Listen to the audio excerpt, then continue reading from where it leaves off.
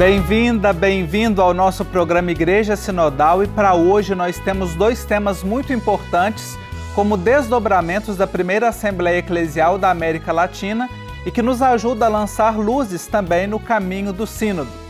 Neste primeiro bloco nós vamos refletir sobre o desafio número 17, que é gerar uma conversão ecológica que favoreça a corresponsabilidade nas ações pessoais, comunitárias e institucionais a favor do cuidado da casa comum. E quem conversa conosco sobre este desafio é o irmão Afonso Murad. Ele é irmão marista, teólogo, escritor, ambientalista, doutor em teologia com especialização em comunicação e gestão com ênfase em marketing, professor no ITESP na Faculdade Jesuíta de Belo Horizonte. Irmão Afonso, muito bem-vindo aqui ao nosso Igreja Sinodal. Uma alegria contar com a sua participação. Obrigado, para mim também é uma alegria poder me comunicar com vocês. Bom, irmão Afonso, para a gente começar a nossa conversa, eu já elenquei aqui o desafio que a Assembleia nos propõe. Vamos ajudar quem está em casa a entender o que é conversão ecológica. A palavra conversão é conhecida por nós como um processo de mudança, seja da maldade para a bondade, da indiferença para o compromisso ou de um bem para um bem maior. O tempo da Quaresma é um tempo especial dedicado à conversão, e o Papa Francisco pede uma conversão ecológica, termo esse criado por João Paulo II, no sentido de que esse processo de conversão, de adesão a Jesus e a proposta dele, implica um jeito novo da gente lidar com a natureza, com o meio ambiente, com a água, o solo, a ar, os animais, as plantas, enfim, um novo estilo de vida. Irmão Afonso, como é que nós podemos pensar e promover uma pastoral para a conversão ecológica em vinculação com os organismos e instituições que trabalham no cuidado da casa comum? Bom, muitas dioceses, eu diria algumas mais do que muitas, estão organizando uma pastoral da ecologia ou uma comissão referente ao meio ambiente que atua junto com outras pastorais e faz essa relação da igreja com organizações não governamentais, iniciativas da sociedade civil. É uma presença pública da igreja na área ecológica. Mas eu creio também que há atitudes que a gente vai tomando em diversos pastorais. Por exemplo, catequese. Criar nas crianças uma consciência de cuidado da casa comum, perceber que elas fazem parte do meio ambiente, promover atividades de contato com a natureza, seja aquela em áreas de conservação, seja em parques, praças, quer dizer, de forma que a criança sinta que ela está em sintonia com o ambiente e ela precisa cuidar do ambiente. A mesma coisa podemos fazer com a crise ou com os jovens, que adoram caminhar, fazer experiências sensoriais. Então, as diferentes pastorais têm uma oportunidade de incorporar a questão ecológica e também, eu diria, uma questão institucional da igreja. É interessante você trazer para nós essa realidade que nós, às vezes, somos muito tentados a terceirizar a responsabilidade, e achar que o cuidado com a casa comum, o cuidado com a ecologia, com o meio ambiente, seja de alguns grupos. E trazendo essas pistas pastorais, aí com a catequese, com as crianças, jovens e, de um modo geral, como nós podemos trabalhar isso, E institucionalmente, você reforça aí essa questão do institucional. Como é que nós podemos trazer, não só para o discurso, mas também para a prática? Isso. Os espaços eclesiais, salão paroquial, o templo, igreja, os eventos que a gente promove, eles precisam ser ecologicamente corretos.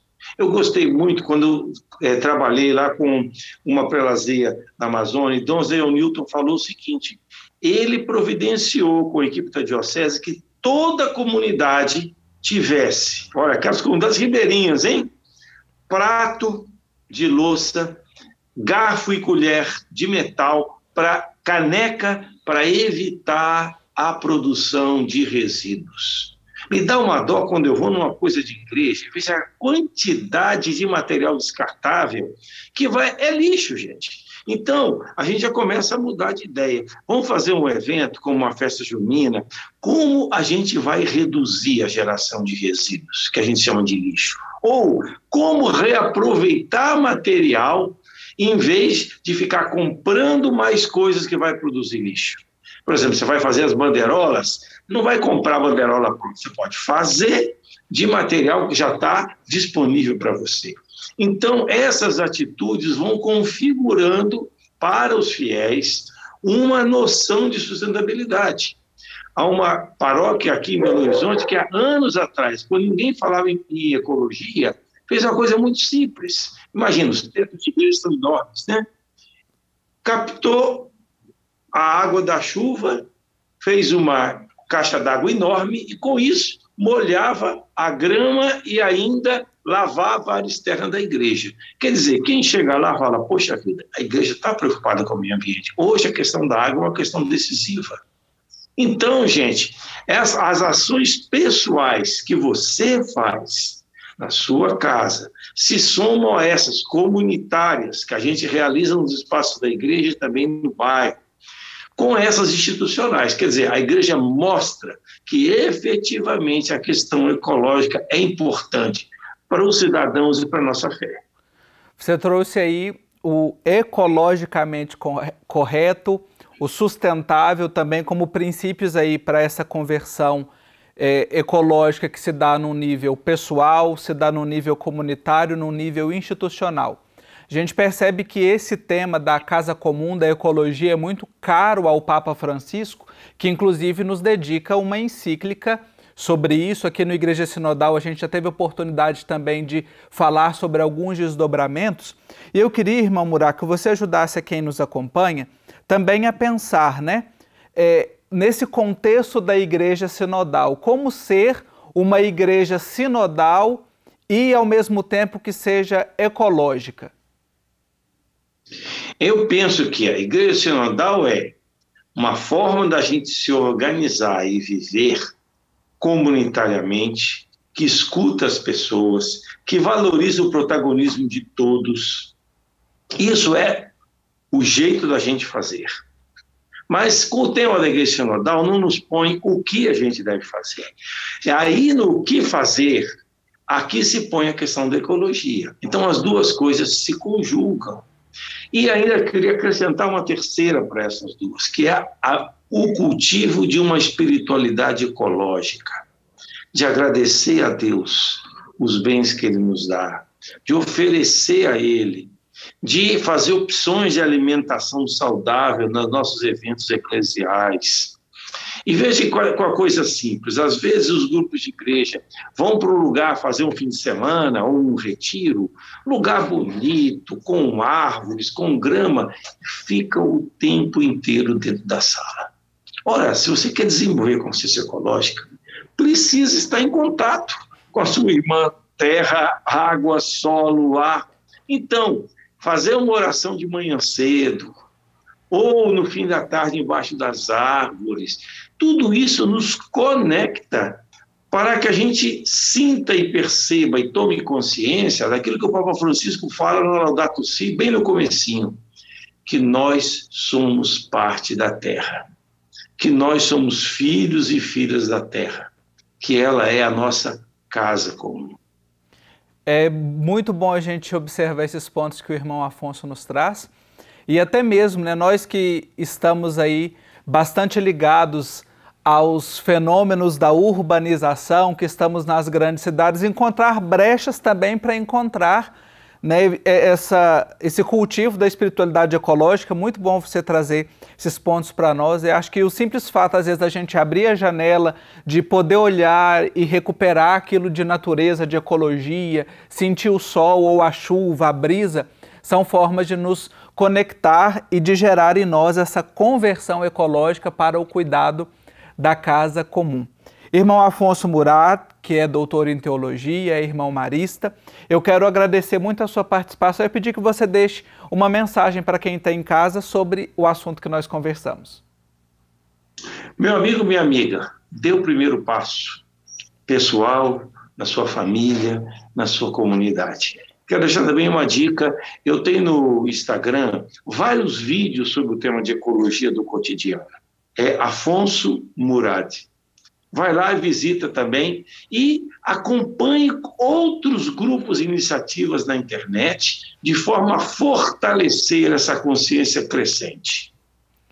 Muito obrigado. Olha aí, a dica importante para você crescer e fortalecer essa conversão ecológica e que sobre isso o Papa Francisco nos inspira. Na encíclica Laudato Si, que o irmão Afonso falou, eu também falei aqui, no parágrafo 217. Se os desertos exteriores se multiplicam no mundo, porque os desertos interiores se tornaram tão amplos. A crise ecológica é um apelo a uma profunda conversão interior. Eu vou ficando por aqui nesse bloco, mas fique comigo que daqui a pouquinho a gente conversa sobre o cuidado também com a economia com o sociólogo Eduardo Brasileiro. Até já!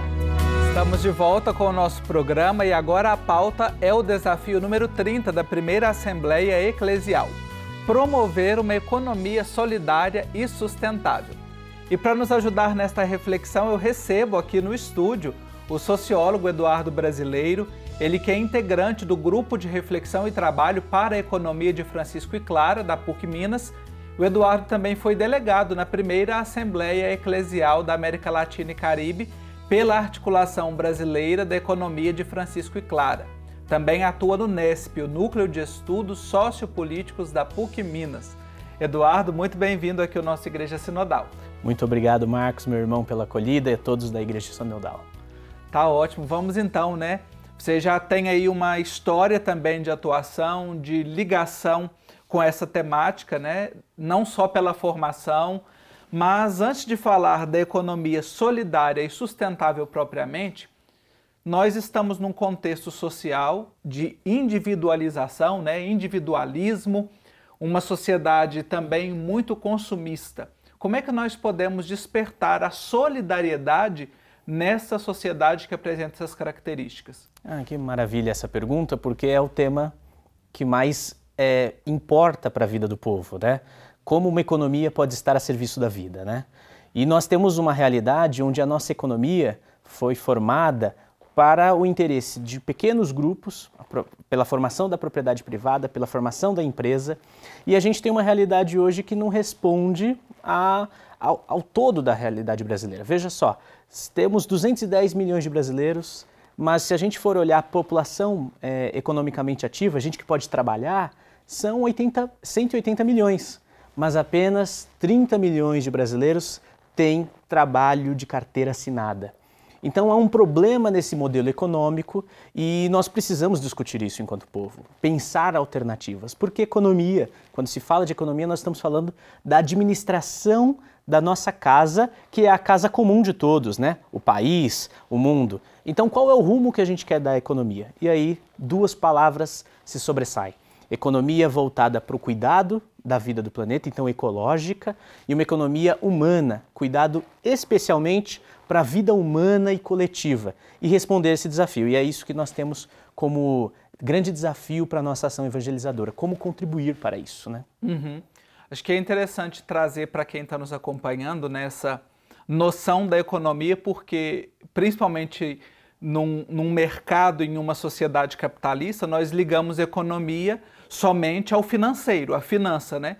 E economia é um contexto mais abrangente, né? Exato. E quando a gente pensa economia no nível macro, as pessoas pensam, olha, economia são negócios de grandes empresas para gerarem riqueza. Mas nós todos produzimos todos os dias economia, consumindo, pagando impostos, tendo relações.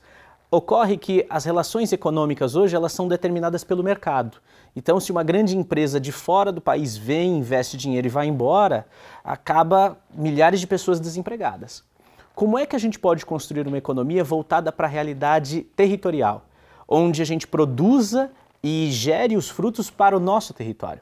A maior parte das grandes corporações que geram emprego hoje, esse dinheiro vai embora para outras nações e para outros cofres. Não fica no bem comum, no bem coletivo. Então, por isso que nós começamos a falar de economia solidária. Isso é uma interpretação que a gente dá nessa época histórica. Se nós formos olhar no começo do século passado e anteriormente, a própria Igreja Católica incentivou o cooperativismo. Trabalhadores que se reuniam e faziam propriedade coletiva de uma empresa e partilhavam os salários. O cooperativismo foi avançando, a própria ação católica. Nos anos 80 para cá, a Igreja Católica se soma a isso com as comunidades eclesiais de base e vai se formando isso que a gente chama de economia solidária. Mas para que uma economia solidária, né? Porque existe uma economia da morte, uma economia que é essa capitalista, que não garante emprego para todo mundo. Como a gente pode garantir emprego para todo mundo? Focando em dois movimentos. O primeiro, políticas públicas, que é o fomento a investimento, a gente que vai gerar emprego pela alimentação, pela agroecologia, pelas feiras de alimento, que combateria a fome, que é o grande problema do Brasil de 2022. E por movimento social de gente que vai se organizando nos territórios e conseguem pressionar, por exemplo, por um orçamento para tais investimentos. Então a gente vai percebendo que a economia vai nos ensinando a sermos também democráticos, porque a gente vai ativamente intervindo na realidade. Isso, para nós, católicos, nessa dimensão de sinodalidade, o desafio está num enfoque. Desenvolvermos a sinodalidade econômica, que seria, olha, um movimento das comunidades de se abrirem para essa realidade onde elas estão inseridas. Cada final de missa, se nós tivéssemos pessoas que fomentassem a feiras de economia solidária, nós teríamos muita gente saindo do desemprego, porque teria renda ali sendo gerada, trabalho e um pedido da própria Evangelii Gaudium que o Papa Francisco faz, que é a comunidade voltando a ser um núcleo de relações, que é não deixei que vos roubem a comunidade. Sim. Coisa que o capitalismo nos tirou com o individualismo, como você comentava no início, né? Você trouxe aqui um elemento bastante interessante para nós, que é de pensar essa realidade da economia no nosso ambiente, né? Naquilo que está mais perto da nossa casa, da nossa comunidade, da nossa paróquia, e vem de encontro a uma das orientações pastorais da Assembleia Eclesial, da qual você participou como delegado, e que é a seguinte: promover projetos solidários nas paróquias, através de programas e empreendimentos, na articulação com outros atores da sociedade. Você já trouxe aqui um elemento importante, né? Pensar ali naquele movimento pós-celebração, pós-encontro, pós-reunião de fomentar, né? Que outros projetos as nossas comunidades, as pessoas que acompanham a Igreja Sinodal, podem desenvolver para que elas colaborem, para que promovam uma economia que seja solidária e sustentável. Olha, Marcos, tem uma coisa interessante que é o documento que você cita foi fruto da escuta, né? Sim. Então as comunidades mesmos falaram que precisam na América Latina e no Caribe ter uma economia a partir da solidariedade. Aí veja qual é o desafio que nós temos, né? Que as nossas comunidades eclesiais sejam irradiadoras de relações com quem já produz novas relações econômicas. Nós podemos dizer que gente que trabalha no orçamento participativo, que discute economia no bairro, para onde está indo o investimento, para onde vai o dinheiro, é uma iniciativa. Como é que a gente faz para que a comunidade seja um espaço educativo, da gente entender para onde vai o orçamento? Para a gente entender qual é a renda per capita que é produzida num bairro e esse dinheiro que vai embora, que some, porque está sendo desenvolvido em mercados externos a nós. E isso precisa ser vivido por isso que a gente tem chamado de sinodalidade econômica, ou seja, que o espaço da comunidade viva, primeiramente, a escuta desses movimentos, para o povo saber que, olha, existe economia solidária, economia ecológica para a gente produzir renda, trabalho e relação, mas existe também gente que está se organizando para as pessoas saberem que a construção coletiva ela demora um tempo, mas ela é fruto de um processo muito genuíno de integridade da comunidade a partir de uma busca comum, a dignidade. Eu acho que também nós temos que olhar o orçamento que os conselhos econômicos nas paróquias desenvolvem. Como é que essa economia tem que estar a serviço da vida? De quem a gente consome? A gente consome do grande mercado, de uma grande rede varejista. Por que não vamos priorizar quem produz agricultura orgânica, quem produz cooperativismo, quem produz economia solidária? É a partir de mudanças do nosso consumo e da nossa forma de olhar para o dinheiro que a gente reposiciona ele. Não estamos a serviço dele, do valor X, Y. Estamos a serviço de que esse dinheiro garanta justiça socioeconômica.